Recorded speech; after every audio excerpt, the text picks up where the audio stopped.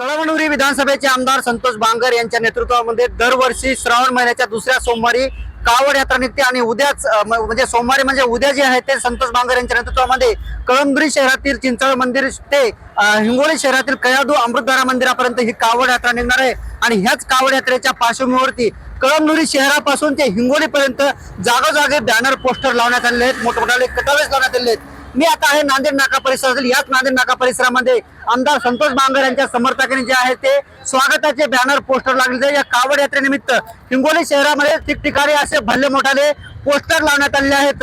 या कावड यात्रेमध्ये राज्याचे मुख्यमंत्री एकनाथ शिंदे हेही सहभागी होणार असल्याची माहिती आहे।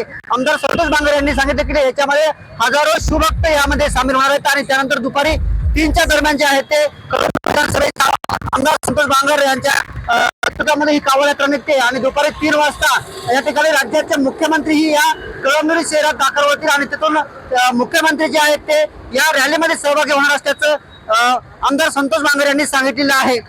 साधारणतः ही यात्रा जी आहे ते हिंगोली शहरामध्ये उद्या सायंकाळी जवळपास 6च्या सुमारात दाखल होईल आणि या ठिकाणी जमलेले जे शिवभक्त आहेत यांना राज्याचे मुख्यमंत्री एकनाथ शिंदे संबोधित करणार आहेत। त्यांची या ठिकाणी या कावड यात्रेचे शेवट समारोप सभा मुख्यमंत्री एकनाथ शिंदे यांची होणार आहे। या सभेतून मुख्यमंत्री एकनाथ शिंदे कोणावर निशाणा साधतात हे बघणं तेवढंच महत्वाचं आहे। कॅमेरामॅन ज्ञानेश्वर वानखेडे सह मी रमेश चेनके, टीव्ही मराठी, हिंगोली।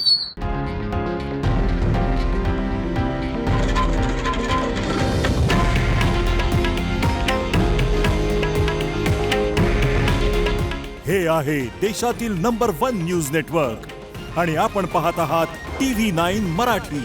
काळजी तुमची, हित महाराष्ट्राचं।